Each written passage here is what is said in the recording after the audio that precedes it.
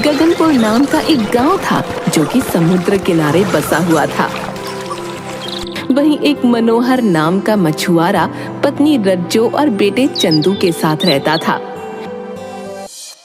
समुद्र किनारे गांव होने के कारण वहां ज्यादातर लोग मछली बेचने का काम ही करते थे, लेकिन सभी मछली पकड़ने केवल दाईं तरफ जाया करते थे, क्योंकि बाईं तरफ एक पुराना पानी का जहाज खड़ा था और लोगों का मानना था कि उसमें एक नाविक की आत्मा है। छगन टहलते टहलते समुद्री तट के बाईं तरफ पहुंच गया था। उसे ध्यान ही नहीं रहा था कि वहां वो रहता है।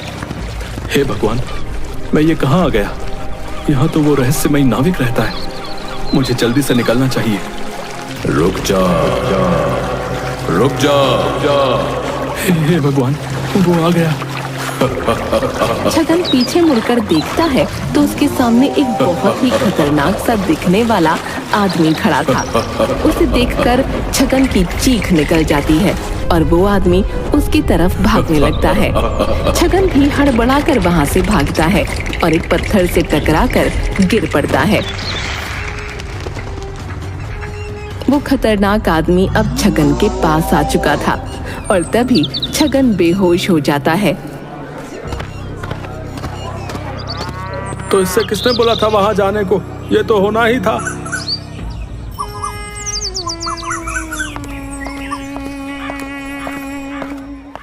क्या हुआ भैया?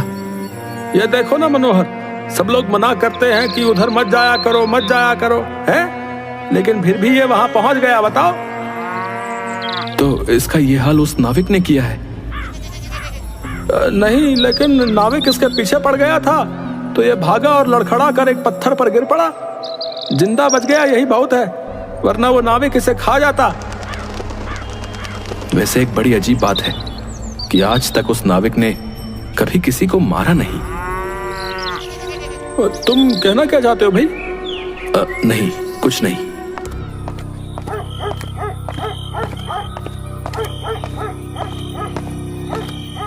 अरे आप आ गए।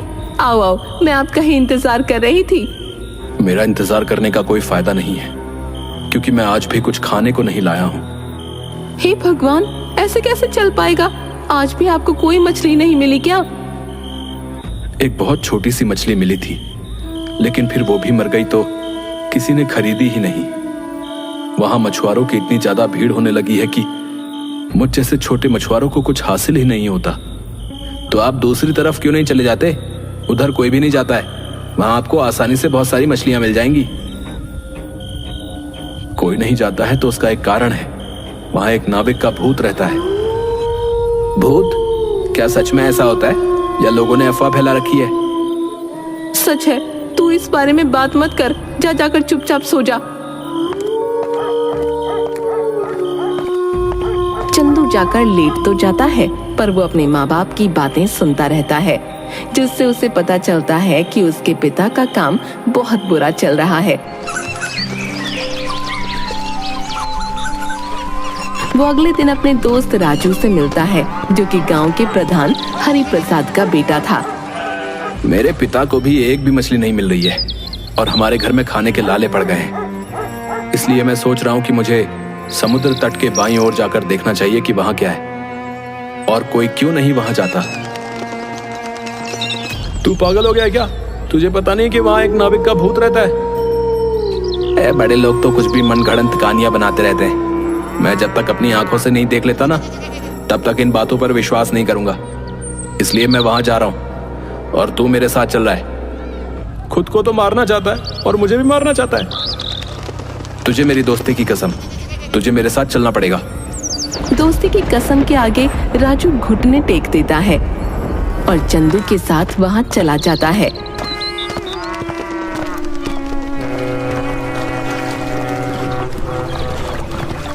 वहां वो लोग देखते हैं कि समुद्र किनारे एक पुराने जमाने वाला पानी का जहाज खड़ा है, जो कि काफी हद तक बर्बाद हो चुका है। चल, उस जहाज के पास चलते हैं। यहाँ तक तो आ गई, ये काफी नहीं है क्या जो तुझे उस जहाज के पास भी जाना है? चल तो जहाज भी देख लेंगे और ये भी कि यहाँ पर मछलियां हैं या नहीं।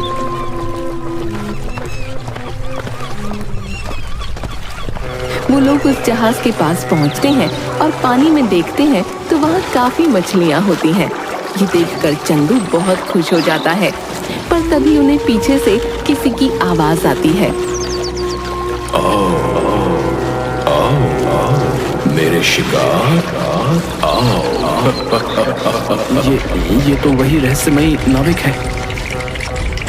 भाग चंदू, ये भूत है। अरे चंदू जल्दी चल यहाँ से, वरना ये हमें मार डालेगा। अरे रुक तो, नहीं ये हमें मार डालेगा।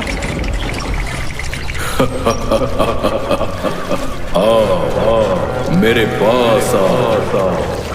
मैं तो भाग रहा हूँ। ये कहकर राजू भागने लगता है। चंदू भी उसके पीछे भागता है और उन दोनों के पीछे वो नाविक बहुत तेजी से दौड़ता हुआ आ रहा था। वो अपनी फुल स्पीड में भाग रहे थे, लेकिन वो नाविक उनके करीब आता चला जा रहा था। तभी अचानक राजू रुकता है और कुछ पत्थर उठाकर उस पर फेंकता है और दोबारा दौड़ने लगता है।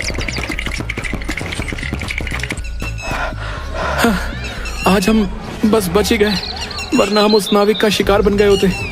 अरे तू पागल है, 1 मिनट रुकता तो सही। तुझे ज्यादा मरने का शौक हो रहा है तो तू चला जाना, मुझे माफ कर दे। चंदू राजू से गुस्सा होकर अपने घर चला जाता है।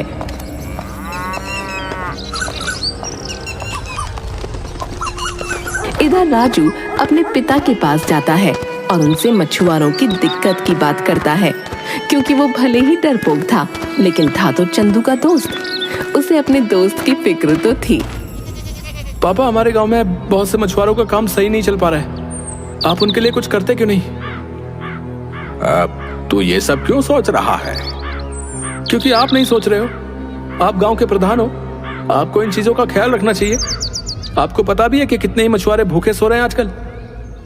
तो तुम्हें क्या मतलब है? तुम्हें तो खाने को मिल रहा है ना, खाओ और ऐश करो।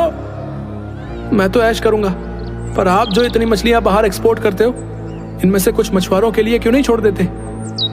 सोच समझ कर बात कर रहे हैं, मैं तेरा बाप हूँ, मुझे राय मत दे, निकल यहाँ से। राजू को अपने पिता की बातें सुनकर बहुत दुख होता है और साथ ही चंदू की बातें उसके कानों में गूंजने लगती हैं। इसका मतलब चंदू की बात बिल्कुल सही थी। मेरे पापा प्रधान हैं, पर उन्हें मछुआरों की दिक्कत से कोई मतलब नहीं है, और उन बेचारे मछुआरों के घर में खाने को नहीं है। इस दिक्कत का एक ही इलाज है कि समुद्र तट के बाईं तरफ भी मछली पकड़ने का काम शुरू होना चाहिए। राजू को पूरी दिक्कत और उसका समाधान समझ तो आ गया था, लेकिन उसका डर उसे रोक रहा था। वहीं दूसरी तरफ चंदू के घर उसकी डांट पड़ रही थी, क्योंकि किसी ने उसे बाईं तरफ जाते देख लिया था। सच सच बता, क्यों गया था उधर? मैं उधर नहीं गया था। झूठ मत बोल, छगन ने तुझे जाते देखा था, तेरे साथ एक और लड़का भी था। सच सच बता, उधर क्यों गया था? तुझे यहाँ खेलने के लिए जगह कम पड़ रही है क्या, जो उधर चला गया? मैं वहां खेलने नहीं गया था। हाँ, अब आया ना लाइन पर। मतलब तू गया तो था उधर, अब ये भी बता दे कि क्यों गया था। दाईं तरफ मछली पकड़ने में पिताजी को बहुत दिक्कतें हो रही हैं, इसलिए मैं बाईं तरफ देखने गया था कि क्या वहां मछली पकड़ी जा सकती है या नहीं, ताकि हमारे घर के हालात सुधर सकें। ये सुनते ही रज्जो और मनोहर का गुस्सा प्यार में बदल गया। दोनों रोने लगे और चंदू को समझाने लगे कि उसे वहां दोबारा कभी नहीं जाना चाहिए। लेकिन नहीं, कोई लेकिन वेकिन नहीं। वादा कर कि आज के बाद तू उधर नहीं जाएगा। वादा कर। मैं वादा करता हूँ कि मैं आज के बाद कभी उधर नहीं जाऊंगा। चंदू मजबूरन वादा कर लेता है।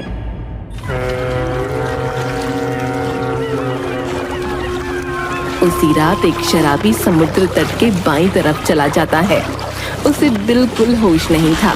वो जाकर उस नाविक से टकरा जाता है। नाविक से टकराते ही उसे होश आ जाता है और वो बुरी तरह से चिल्लाते हुए वहां से भागने लगता है। नाविक उसके पीछे नहीं भागता है, बल्कि वो एक पत्थर उठाता है और दूर से उसे फेंक कर मारता है, जिससे वो आदमी बेहोश हो जाता है।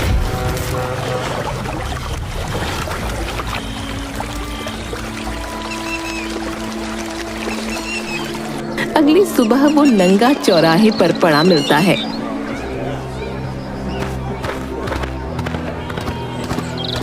हाय हाय, ये शराबी भी ना रात में उस नाविक के पास पहुंच गया और उसने उसका ये हाल किया। राजू, तुझे एक बात अजीब नहीं लगती कि ये नाविक किसी को जान से नहीं मारता है? तो तू क्या चाहता है, वो सबको मार डाले? मैं क्या चाहता हूँ ये पॉइंट नहीं है। अगर वो सचमुच एक भूत है तो वो लोगों को मारता क्यों नहीं है, ये पॉइंट है। हाँ, ये बात तो तू सही कह रहा है। उस दिन मैंने जब उसे पत्थर फेंक के मारे थे तो वो भी उसके ऐसे ही पड़े थे जैसे किसी इंसान के पड़ते। उससे वो रुक भी गया था। यही तो मैं भी कहना चाह रहा हूँ, शायद ये शक हमारा सही हो कि वो रहस्यमय नाविक कोई भूत नहीं बल्कि इंसान हो। पर वो इंसान ऐसा क्यों कर रहा है, इसका पता लगाना पड़ेगा और उसके लिए हमें वहां दोबारा जाना होगा।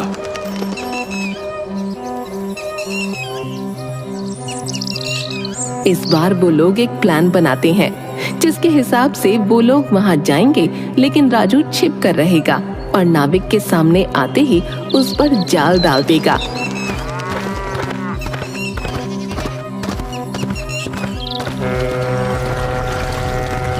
नाविक जी, नाविक जी। ओह, तुम वापस आ गए। चलो, अच्छा है। वैसे भी भूख लग रही थी।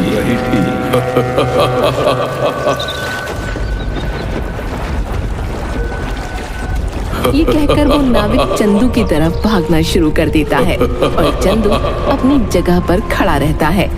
नाविक जैसे ही चंदू के पास पहुंचने वाला होता है तभी राजू एकदम से आकर उसके ऊपर जाल डाल देता है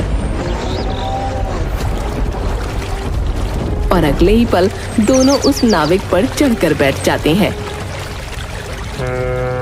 देखा, मैंने कहा था ना, ये कोई भूत नहीं इंसान है। तुम सही कह रहे हो, इसने हम सबको बहुत परेशान किया है। मैं इसको मार डालूंगा। नहीं, अरे रुक जाओ, पहले इसका उद्देश्य तो पता चलने दो। बता साले, तू ये क्यों कर रहा था? बताता या पत्थर से तेरा सिर कुचल दूं? छोड़ो मुझे, वरना अच्छा नहीं होगा। नहीं बताएगा, रुक अभी तेरा सर फोड़ता हूँ। अच्छा, रुको, मैं सब सच बताता हूँ। दरअसल मैं प्रधान के लिए काम करता हूँ। उसने मुझे यहाँ भूत बनकर रहने का काम दिया है, जिससे इस पूरे हिस्से पर उसका राज चल सके। वो यहाँ की सारी मछलियाँ खुद बेच सके और मुनाफा कमा सके।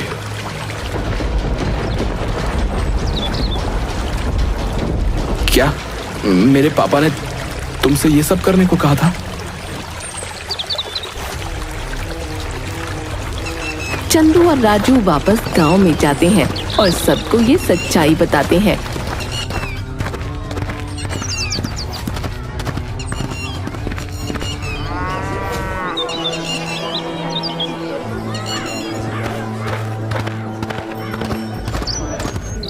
मछुआरों को जब सच्चाई पता चलती है तो सब प्रधान के घर के आगे धरना देने लगते हैं।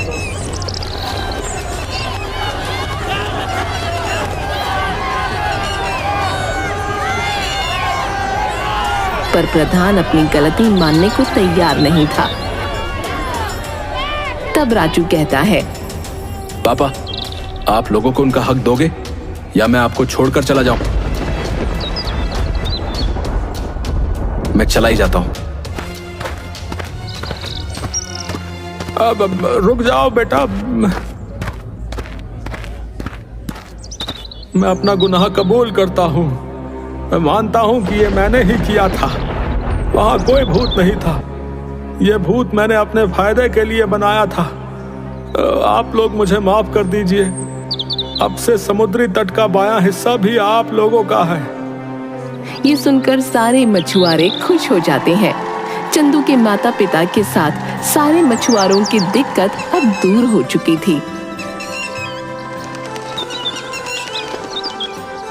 अब कोई रहस्यमय नाविक नहीं था, सिर्फ खुशहाल मछुआरे थे।